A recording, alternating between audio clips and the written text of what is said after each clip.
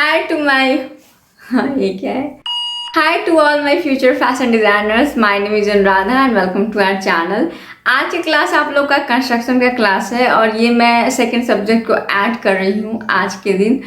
तो आप लोग इस क्लास में सारे जो बेसिक सीम्स होते हैं जो कि इम्पॉर्टेंट है बहुत ज़्यादा, तो वो आप लोग सीखने वाले हो। टोटल सीम्स आप लोग एक वीडियो में सीखने वाले हो। तो अगर आपको थोड़ा लगे कि बहुत ज़्यादा लंबा है तो आप ब्रेक कर करके देख सकते हो और बिल्कुल अच्छे से आप लोग सीखना कि कैसे इसको स्टिच करते हैं, क्या क्या क्या सीम है, और इसके मैं आपको बताऊंगी भी कि कहाँ कहाँ इसको यूज करते हैं। तो ये बहुत इम्पॉर्टेंट है क्लास आप लोगों के लिए और इसको ध्यान रखना, क्योंकि चाहे कितना भी हम लोग कुछ भी डिज़ाइन कर ले, लेकिन जब तक गारमेंट में फिनिशिंग ना हो, वो स्टिचिंग ना हो। मैं ये नहीं बोल रही हूँ कि डिज़ाइनर सबको स्टिचिंग आनी ही चाहिए, बहुत सारे ऐसे लोग हैं जिनको नहीं स्टिचिंग आती है, बट इसका मतलब ये नहीं है कि आप जानो भी नहीं। जानना बहुत ज़रूरी है ताकि आप किसी को बता सको। आप खुद ना स्टिच करो लेकिन किसी को बता तो सकते हो कि हाँ इसको इस तरह से स्टिच किया जा सकता है, इस तरह से हो सकता है। नहीं तो समटाइम्स ऐसे होते हैं कि जब सामने वालों को लगता है कि आपको पता नहीं है तो वो आपको इस तरह से बोल करके निपटा देते हैं कि नहीं नहीं ऐसे नहीं होगा मैडम, ऐसे तो होगा ही नहीं, हो ही नहीं सकता है ऐसे। तो ये चीज़ ना हो इन फ्यूचर, इसके लिए बहुत इम्पॉर्टेंट है कि आपको हर चीज़ को थोड़ा बहुत जानना ज़रूरी है। तो स्टिचिंग भी जानना ज़रूरी है। अगर आपको बहुत ज़्यादा इंटरेस्ट है तो बहुत अच्छे से जानिए, नहीं इंटरेस्ट है तो बस जानिए कि हाँ कि क्या होता है और कैसे होता है। तो चलिए स्टार्ट करते हैं। सारे जो सीम्स हैं वो आप लोग देखो किस तरह से हैं, किस तरह से बनाए जाते हैं इसको। चलिए देखते हैं। तो सबसे पहला जो सीम है वो हमारा प्लेन सीम है। तो सबसे पहले बेसिक सीम है, ये हर जगह पर स्टिच हुआ रहता है। तो इसके लिए जो फैब्रिक है 7 इंच लेंथ है उसकी, 5 इंच विड्थ है। इसको कम ज़्यादा भी कर सकते हो आप, मैं बस लेंथ ज़्यादा रख रही थी क्योंकि आपको स्टिचिंग दिखनी भी चाहिए। तो इसमें मैंने 2 फैब्रिक लिया है, ऑफ कोर्स ज्वाइंट करना है तो 2 फैब्रिक चाहिए ही। फिर उसके बाद यहाँ पर मैं इसको 1/2 इंच पे मार्क कर रही हूँ क्योंकि 1/2 इंच पे स्टिच चलानी है। तो अगर आपको स्टिचिंग आती है तो बहुत अच्छा है, वेल एंड गुड। अगर नहीं आती है तो आप लोग प्लीज़ ट्राई करना कि जो भी स्टिच कर रहे हो आप तो उसको पहले मार्क कर लिया करो, ताकि इससे जो स्टिचिंग होगी वो तो सीधी लाइन बनेगी ही और साथ ही साथ आपको कॉन्फिडेंस भी आएगा। तो कॉन्फिडेंस बिल्ड बहुत ज़्यादा होता है इससे। आपको जब दिखेगा कि मैंने स्ट्रेट स्टिच कर दिया है तो मतलब वो अंदर से एक हैप्पीनेस फील होती है, वो मैं आपको नहीं बता सकती। आप लोग जब करोगे तो आप फील करोगे उस चीज़ को। तो ये मैंने इसको स्टिच कर दिया है और ये बस हो गया। प्लेन सीम इतना ही है, ठीक है। अब इस फैब्रिक को आप लेफ़्ट में फोल्ड करो, राइट में फोल्ड करो, बैक साइड से जिधर रखना है रखो। वो हो गया फेल्ड सीम। अभी ये दिख नहीं रहा आपको सही से, हाँ अब दिख रहा है। थोड़ा सा कैमरा ज़्यादा ही मतलब लाइट हो गया था, अभी दिख रहा है आपको। बेसिक बहुत अच्छा प्लेन सीम नॉर्मली हर जगह पे स्टिच होती है, ये चीज़ आपने देखा होगा। इसको हम इधर साइड में रख सकते हैं, लेफ़्ट साइड में, राइट साइड में, जहाँ रखना हो रख सकते हो आप। हो गया ये प्लेन सीम। अब जो नेक्स्ट सीम है वो है फेल्ट एज स्टिच, ठीक है। तो उसके लिए क्या करना है, सेम ऐसे ही प्लेन स्टिच ही करना था। देन जो फैब्रिक है बैक साइड में उसको एक तरफ टर्न करना था। तो हमने ऑलरेडी प्लेन सीम बनाया हुआ ही है तो इसीलिए मैंने उसी फैब्रिक को यूज किया है। अभी क्या करना है, इसके ऊपर मैंने बैक से टर्न कर दिया है। अब इसके ऊपर हमें एज स्टिच देनी है। तो ये क्या हो जाएगा, फेल्ट एज स्टिच। तो ये आप एज पर मार्क कर लो, बिल्कुल जो एक लाइन आपको दिख रहा है, एक सूत बोलते हैं उसको, तो वो मार्क करके और उस पर हमें स्टिच चला देनी है। ये वाली जो स्टिच है वो आपने देखी होगी, नेक पर फेसिंग के टाइम पर देते हैं या फिर किसी चीज़ को बैक साइड में टर्न करना होता है तो हम लोग उसको एज स्टिच देते हैं ताकि वो बहुत अच्छे से टर्न हो जाए फिनिशिंग के साथ। तो इसी तरह से इसको हमने बना दिया। और हाँ, एक और जगह डेनिम में आपने देखा होगा, डेनिम में भी एज स्टिच को दिया जाता है ताकि वो अच्छे से बैठ जाए। कहीं भी फैब्रिक को अगर अच्छे से बैठाना हो तो आप एज स्टिच दे सकते हो। ये हमारा फेल्ट एज स्टिच हो गया है कंप्लीट। और ये जो एज स्टिच है वो थोड़ा सा डिस्टेंस में ज़्यादा है, इसमें हम और भी इसको कम रख सकते हैं। जहाँ पर जो हमारी स्टिचिंग लाइन है उसके जस्ट बाद हम एज स्टिच देते हैं। तो ये भी ऐसे भी हम बना सकते हैं एज स्टिच, और इससे कम भी कर सकते हैं। डिपेंड करता है कि हमें कहाँ पर देना है और कैसे देना है। तो ये हो गया। अब जो है वो है फेल्ट 1/4 पर। तो इसके लिए भी वैसे ही करना है, पहले प्लेन स्टिच करना है, देन फैब्रिक को टर्न करना है बैक साइड से, एंड देन उस पर 1/4 स्टिच चलाना है। तो यहाँ पर मैं मार्क कर रही हूँ 1/4 पर।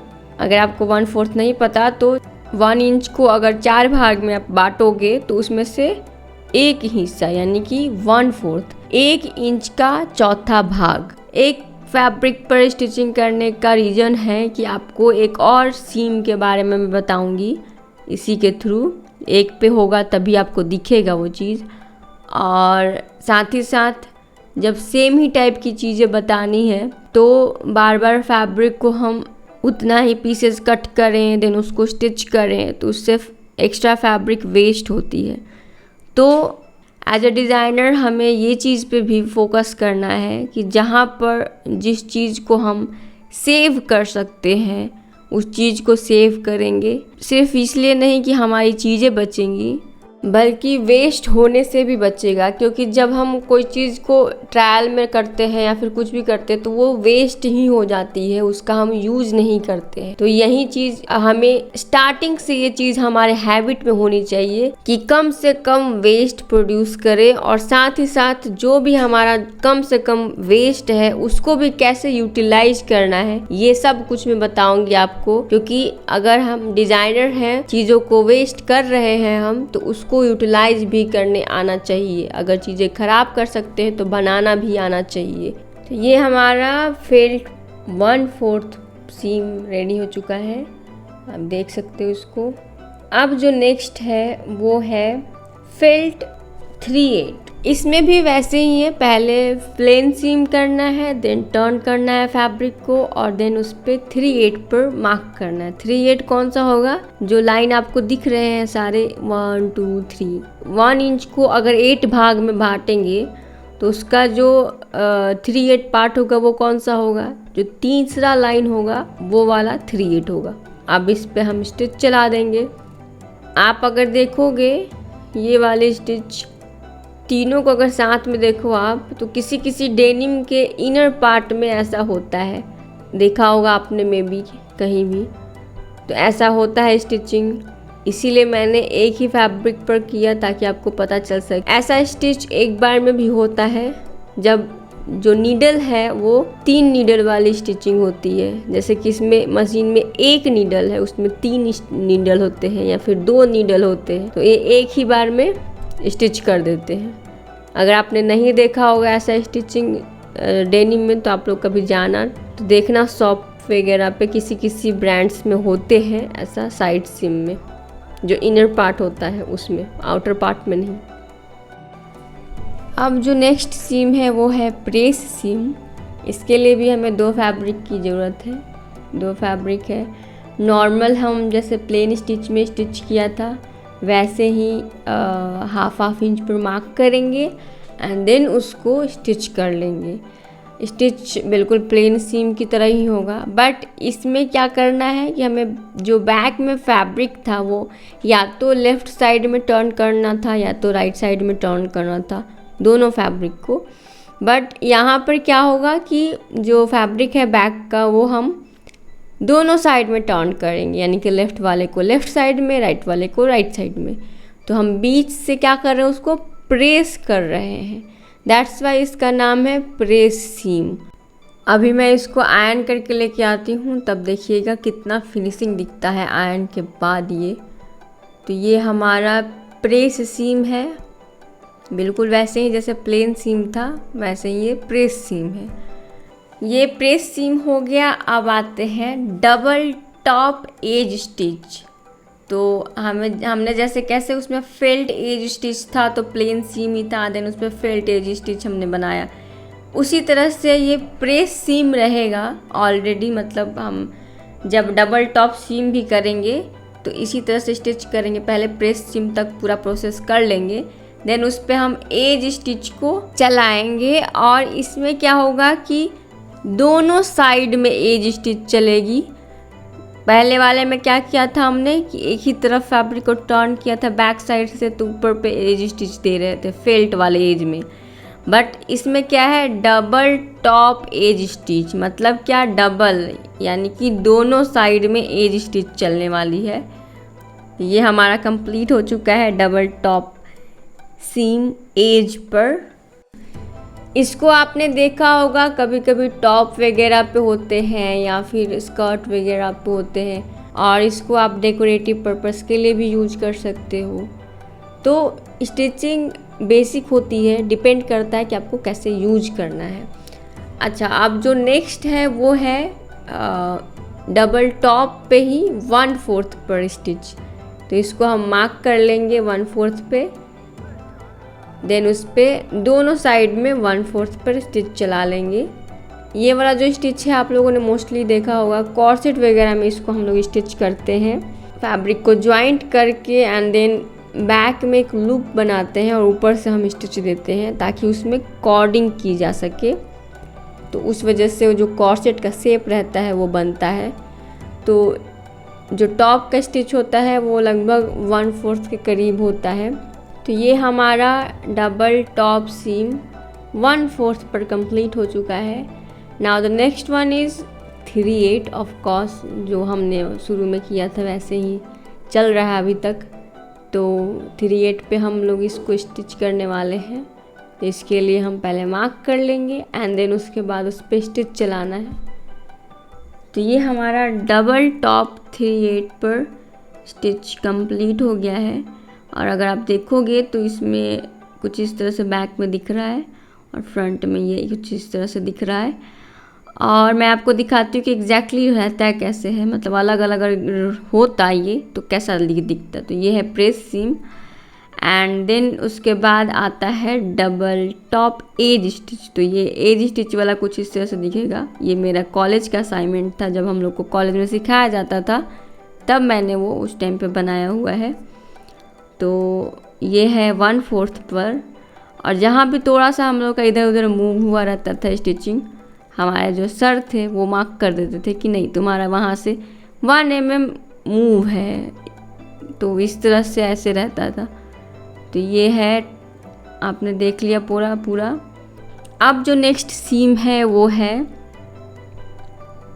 टक सीम। टक सीम में क्या होता है कि आपको 1/2 इंच पर से मार्क कर दीजिए एंड देन इसको फोल्ड कर दीजिए। और फोल्ड करने के बाद जो दूसरा वाला पीस है उस पर कुछ इस तरह से रखना है, जो एंड है उसको मैच कराना है। तो इस तरह से मैच तो होगा तो हमें पता ही नहीं चलेगा, इसलिए इसको मैंने टर्न कर दिया है। एंड देन इसके ऊपर हम इसको रख देंगे बिल्कुल जहाँ पर उसकी एज ख़त्म हो रही है। और फिर इस पर क्या करना है, हमें 1/4 पर स्टिच चलाना है। तो ये टक सीम इसको बोलते हैं और ये डेकोरेटिव पर्पस के लिए ही होता है। मोस्टली ज़्यादातर इसको हम यूज़ करते हैं। और भी आप अपने क्रिएटिविटी के अकॉर्डिंग यूज कर सकते हैं, कहाँ इसको यूज करना है, फिनिशिंग के तौर पर या फिर खूबसूरत दिखने के लिए, डिपेंड करता है। तो ये है हमारा टक सीम। अब जो नेक्स्ट सीम है वो मेरा फेवरेट सीम है, वो है फ्रेंच सीम। और इसके लिए सबसे पहले क्या करना है, 2 फैब्रिक को ज्वाइंट करना है और दोनों को ज्वाइंट करना है 1/4 के करीब। 1/4 से अगर कम पे भी चला सकते हैं तो हम उसको स्टिच करेंगे। मिनिमम होना चाहिए, कम से कम होना चाहिए, बट ऐसा भी नहीं होना चाहिए कि तुरंत मतलब स्टिच निकल जाए, बिल्कुल एज पर भी ना हो। और जो भी एक्स्ट्रा फैब्रिक हो उसको कट कर देंगे जो थ्रेड बाहर की तरफ निकल रहे हैं। अच्छा, इसमें एक चीज़ ध्यान रखनी है कि जो फैब्रिक होगी, जैसे इसमें तो पता ही नहीं चल रहा है कि राइट और रॉन्ग कौन सा फैब्रिक है, बट अगर मेन जो फैब्रिक है उसमें राइट रॉन्ग है तो उसमें राइट को हम पहले जोड़ते हैं। फ्रेंच सीम में क्या होता है, पहले हम सीधे साइड को जोड़ते हैं एंड देन टर्न करते हैं रॉन्ग के साइड में, उल्टे साइड में, और कुछ इस तरह से टर्न करके इसको, देन इस पर हम 1/2 इंच पर स्टिच चलाते हैं।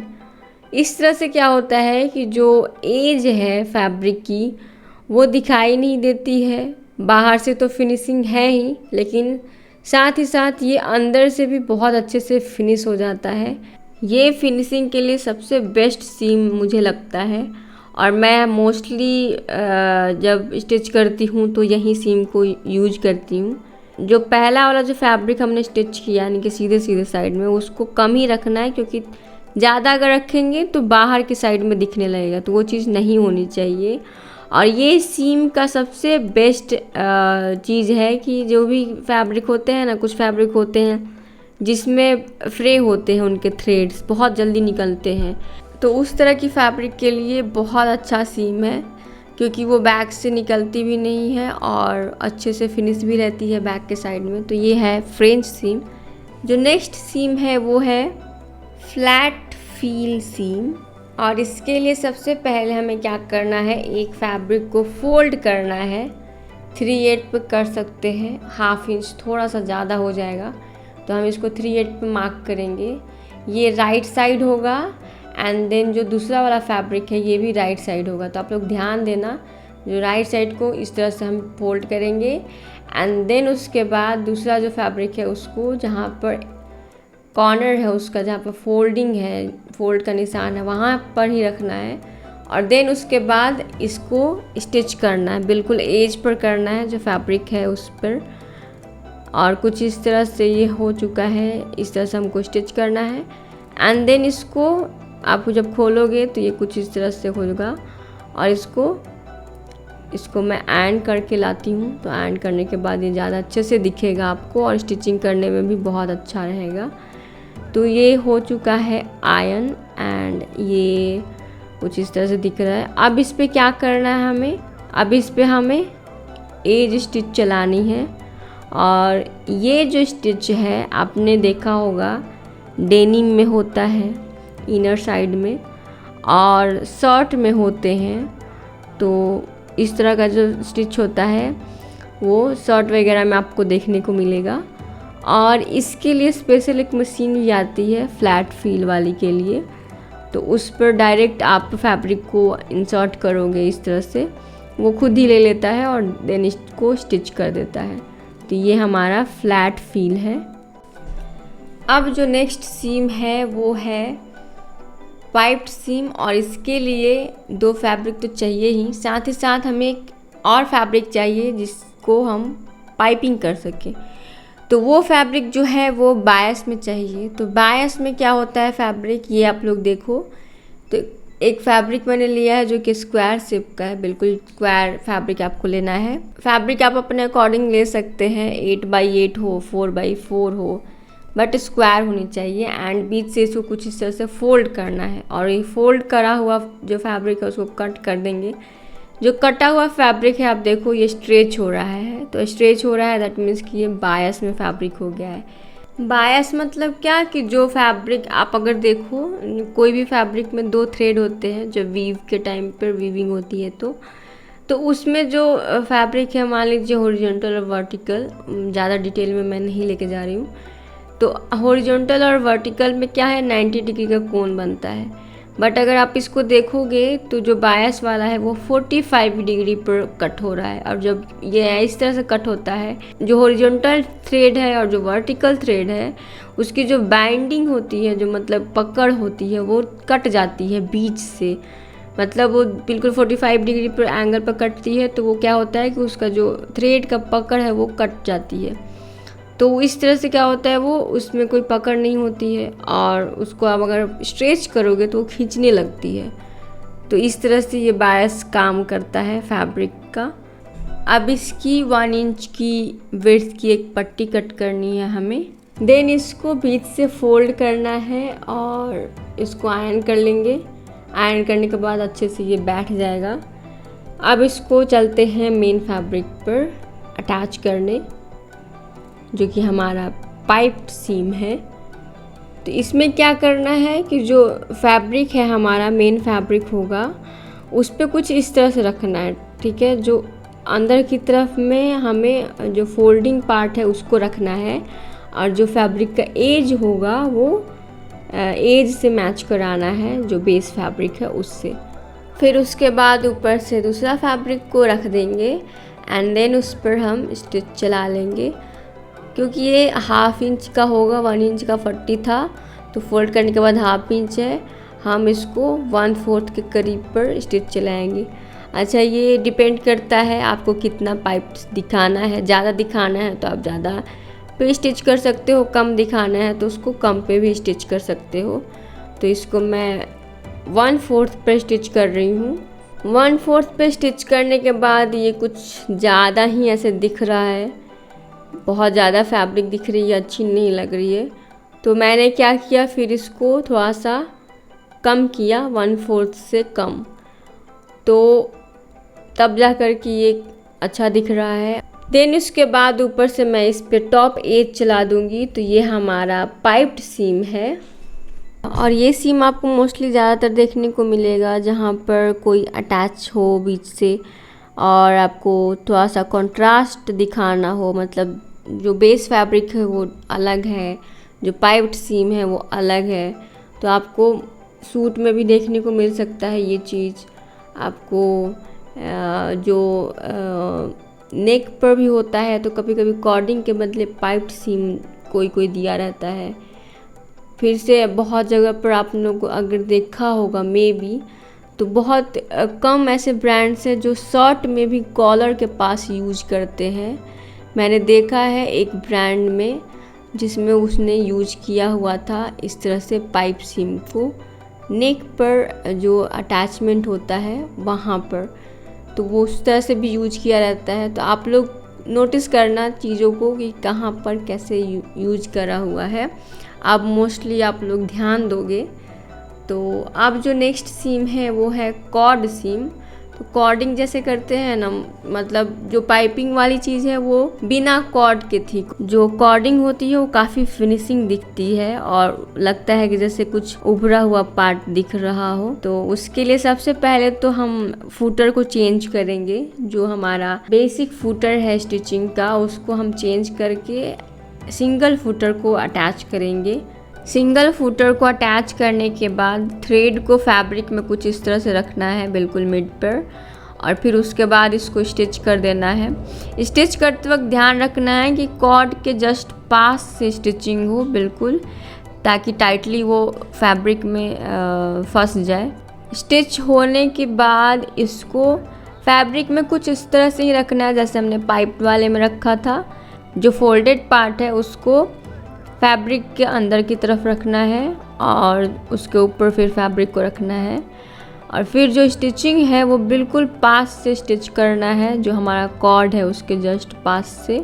उसके बाद जब फैब्रिक पे रखना है उसको कुछ इस तरह से रखना है कि दो फैब्रिक के मिड में, और जो कॉर्ड वाला साइड है वो अंदर की तरफ में होगा, बाहर के साइड में एजेस होंगे जो फैब्रिक का एज है, और ये हाँ उसके ऊपर से दूसरा फैब्रिक।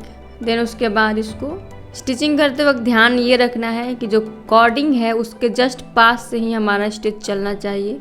तो इससे फिनिशिंग बहुत अच्छे से आती है, एक्स्ट्रा कॉर्ड का फैब्रिक नहीं दिखता है, जो सिर्फ कॉर्डेड है वही चीज़ दिखती है, तो काफ़ी अच्छा दिखता है ये।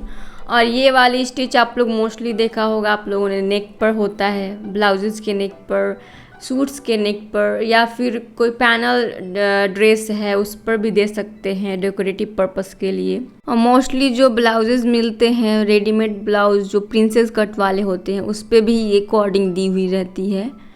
तो और साथ ही साथ इतना तो हुआ कि आपने देखा होगा, और साथ साथ आप जहाँ चाहो इसको जिस तरह से यूज करना चाहो आप यूज कर सकते हो। तो ये हमारा कॉर्डेड सीम है। अब जो नेक्स्ट सीम है वो है फॉगॉटेड सीम। इसके लिए सबसे पहले क्या करना है, फैब्रिक को 1/2 इंच पर फोल्ड करना है, जैसा हमने टक सीम में किया था बिल्कुल वैसे ही इस पर भी करना है, और इसको हम दूसरे फैब्रिक के साथ ऐसे अटैच करेंगे। और इसमें क्या होता है कि फैब्रिक पर हम जिग जैग टाइप का स्टिच करते हैं, इसी को फॉगॉटेड बोलते हैं।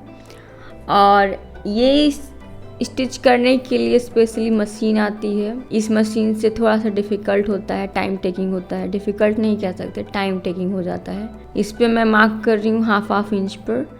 तो इस तरह से मार्क करना है कि जो लाइन बने वो जिगजैग बने। अभी इस पर स्टिच कर देना है जिगजैग करते हुए। स्टिच करते वक्त फैब्रिक मूव हो रही थी बहुत ज़्यादा, तो मूव करते करते वो इधर उधर भागे नहीं, उसके लिए मैंने यहाँ पे पिन लगा दिया है। एंड देन इसको पूरा फिनिश कर लेते हैं। ये वाली जो सीम है वो आपको ब्रा में देखने को मिलेगा मोस्टली, और भी जो इनरवेयर होते हैं उनमें देखने को मिलता है ऐसे सीम्स। तो ये है फॉरगॉटेड सीम।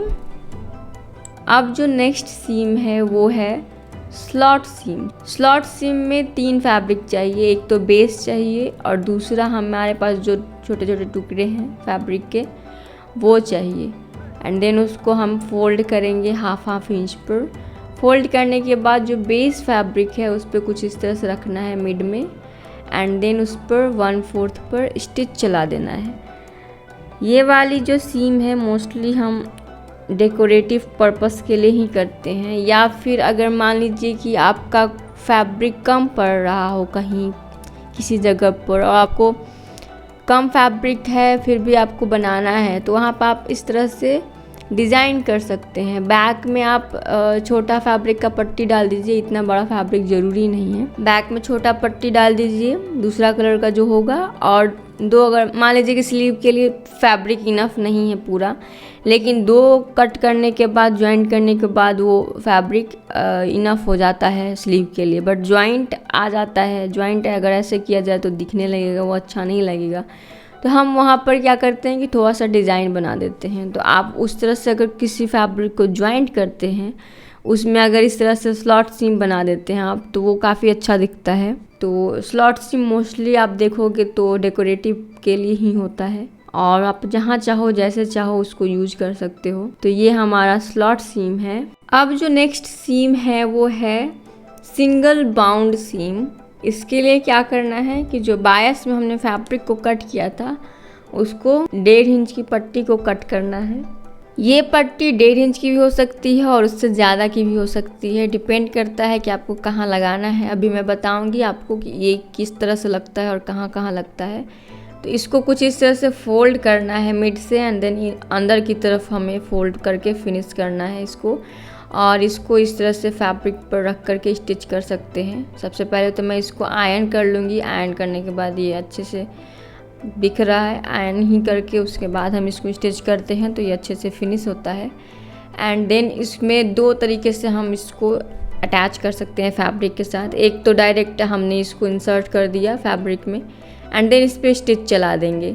स्टिच चलाते वक्त ये ध्यान रखना है हमें कि बैक पे भी स्टिच आनी चाहिए। तो उसके लिए जो बैक का फोल्ड होगा वो थोड़ा सा बड़ा होगा फ्रंट वाले से, तभी जा कर के जो स्टिच होगी बैक साइड में भी सही से प्रॉपर स्टिच आएगी, नहीं तो समटाइम्स ये छूट जाता है स्टिच बैक साइड में। एंड दूसरा जो तरीका है वो कुछ इस तरह से है कि हम पहले बैक साइड से अटैच करेंगे सिंगल ओपन करके, जहाँ पर फोल्ड एरिया है वहीं पर स्टिच करना है। एंड देन इसको हम टर्न करके फ्रंट साइड से उस पर एज स्टिच देंगे, ऊपर के साइड में टॉप एज होगा। तो इस तरह से ये सिंगल बाउंड होता है, और ये आपको नेक पर फिनिश करने के लिए मिल जाता है, या फिर आर्म होल पर, या फिर इसको जब हम बड़ा पीस में कट करते हैं तो जो हमारे वेस्ट बैंड होते हैं वो भी कुछ इस तरह से ही अटैच होते हैं सिंगल बाउंड की तरह।